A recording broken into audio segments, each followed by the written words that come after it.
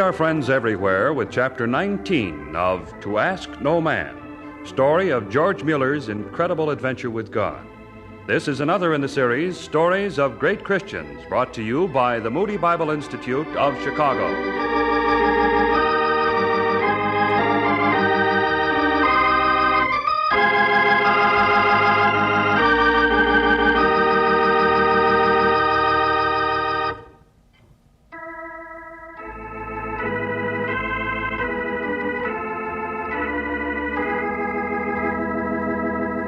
I wish I'd tried a trifle harder to understand George in those years between 1836 and 42. I tried to look beyond his jolly trumpeting about how God helped him out of every financial scrape. Because underneath it all, those years must have been rather terrifying to old George.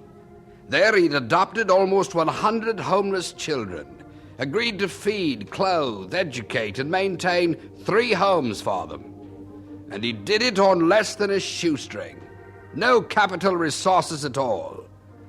George must have been scared at times, just like you or I would have been. But all I saw those years was his determined, childlike faith that showed itself usually as confounded cockiness. And this cockiness got worse. Finally, I knew it was bound to doom the very thing he'd set out to prove, that God still builds monuments to answered prayer. There was the time, for instance, that George insulted the widow from the Lake Country. Let me tell you about it. It was in October 42, and it all began right in George and Mary Mueller's own living room at 21 Paul Street, Bristol. It was tea time. Oh, it's been such a good afternoon. Isn't it wonderful, George, to make a new Christian friend? Now, Mrs. Brightman, you will have some more tea. Another biscuit. No, thank you, my dear. I really must be going. But such a long trip. You take supper with us, Nine?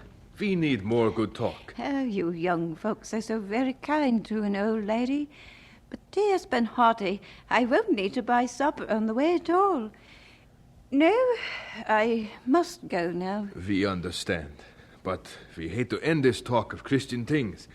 Mary, Mrs. Brightman's wraps. Of course. And umbrella. Only one I own. I'd hate to lose it. Mrs. Brightman, before you go, there is something that... Yes, Mr. Mueller? By your visit, we are inspired. Your Christian interest in the orphanages, we appreciate it. The visit has been all gain for me, Mr. Mueller.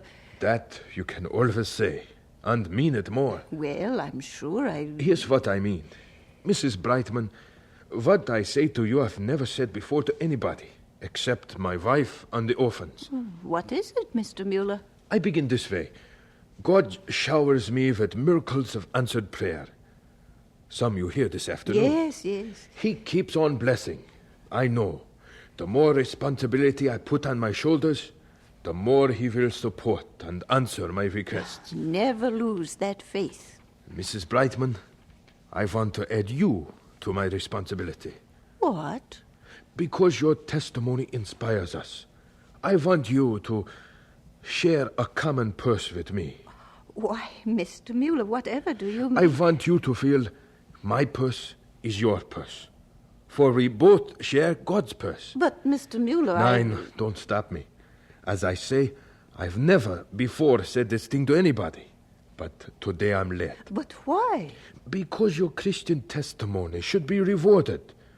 God makes me the agent. Mrs. Brightman, I want you to know you can lean on George and Mary Mueller.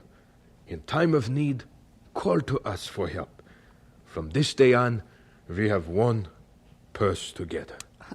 Oh, dear, what have I said? Nothing and everything. The one umbrella, no supper on the way home. So many little clues. Mrs. Brightman, please don't be ashamed. It was insight. Oh, my dear young man, and you are very young. How old? 37, but I don't... So young, and I'm so old. Until now, so proud. Please don't be embarrassed. Young man, I accept your offer. Wonderful. I thank you for it. Thank God. He provides. But somehow I must have given you the wrong impression. I didn't want to buy my supper on the way home because I'm afraid of indigestion when I travel. And as for the umbrella, well, I don't understand. Mr. Mueller, there is something you don't understand.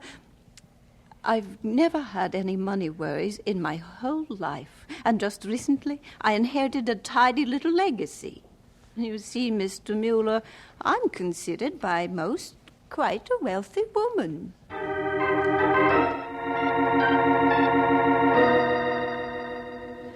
George, you insulted that poor woman. Not poor, Mary. Well, I mean...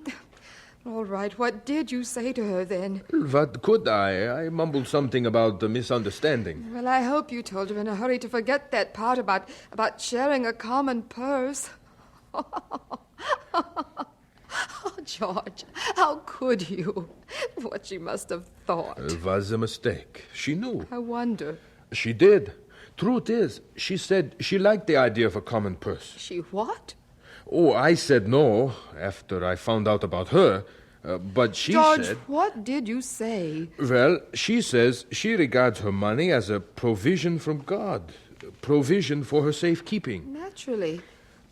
I insisted no common purse, and she agreed. I should hope so. But Mary, she said something else too. Something else? She said she thinks the Lord gives her this wealth not so much for her safekeeping as for investments. For a long time, she prays about it. George. She wants me to pray too. Pray for what?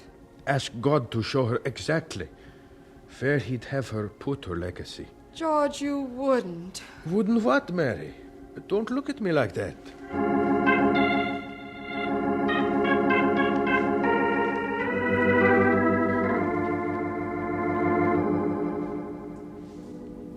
Oh, Lord, for almost a month, I pray faithfully for the widow. Every day, 24 days. Work your will in her life. I'll keep my promise. I won't speak a word of my needs. I won't ask any man or woman. But, Lord, show the widow the way. I do feel she would be blessed mightily if she gave her money over to the orphanages.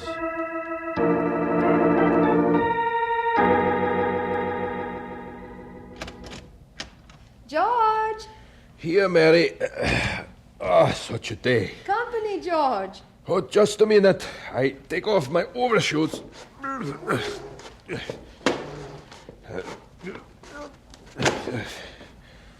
Oh, you saved some tea for me. Well, Mrs. Brightman. Afternoon, young man. Well, you come all the way from Lake Country just for tea. Here, George, here we are. Thank you. I came, Mr. Mueller, to accept your offer of a common purse. Mrs. Brightman, Things have changed since I saw you last. Oh, how so? Oh, but no need to say. The offer holds. What is mine is yours. Good, and what is mine is yours. Oh, our home is always open to you, no matter what happens to you. You young people misunderstand me again. But this time, I wanted to fool you. What? Mrs. Brightman. Things have changed, all right. In here, in my heart, not my bank book.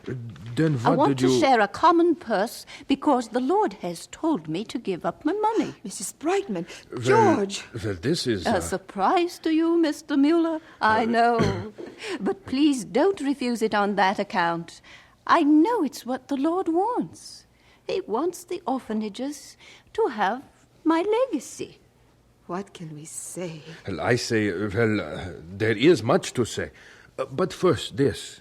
Mrs. Brightman, I can't agree. Not right away. What? You mustn't rush into such a thing. Oh, but I haven't, Mr. Mueller. I know just... If you know, then think it over. Mrs. Brightman, sometimes I'm frightened by the power of prayer. Why?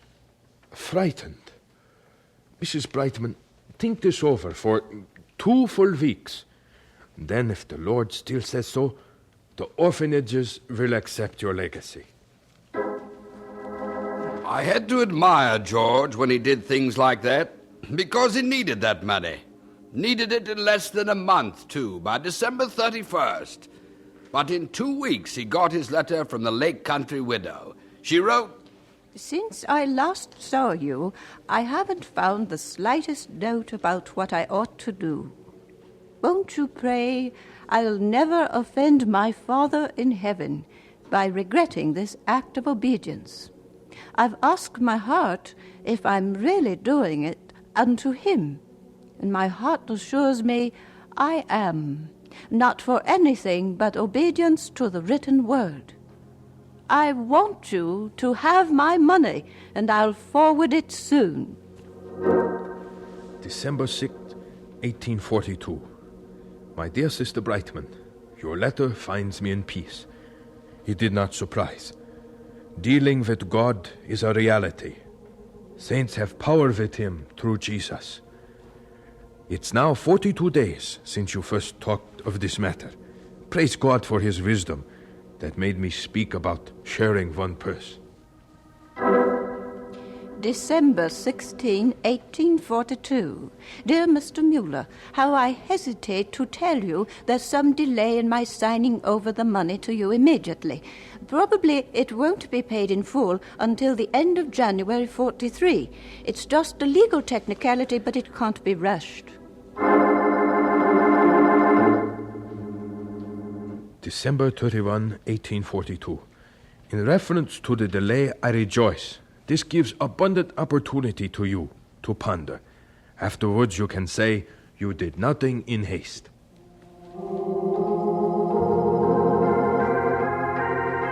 But the first of the year came, and the widow had not transferred her money. Every day in January, George waited for the post. But the whole month went by, and still nothing. February came and went, and the widow didn't even write again. But on March 8th, 1843... The money has now been legally transferred. You'll find it waiting for you at your banker's in Bristol. Use it in the way you want.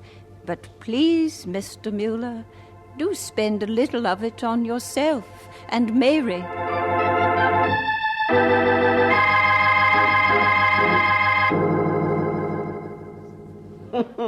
Mr. Mueller, you're beaming all over. Look like somebody just handed you a present. I wish something good had happened at the house today. Nothing happened. Oh, Jerry fell down and scraped his knee.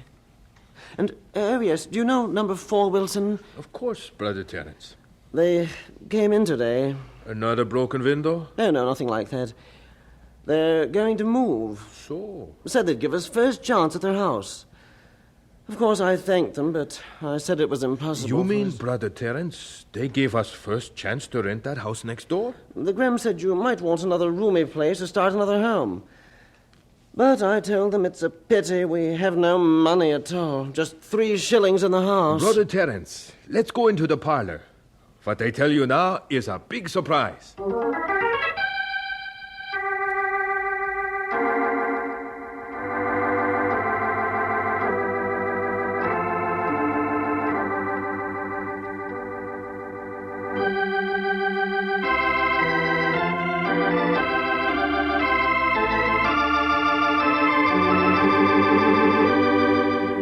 And so we conclude Chapter 19 of To Ask No Man, the story of George Mueller's incredible adventure with God.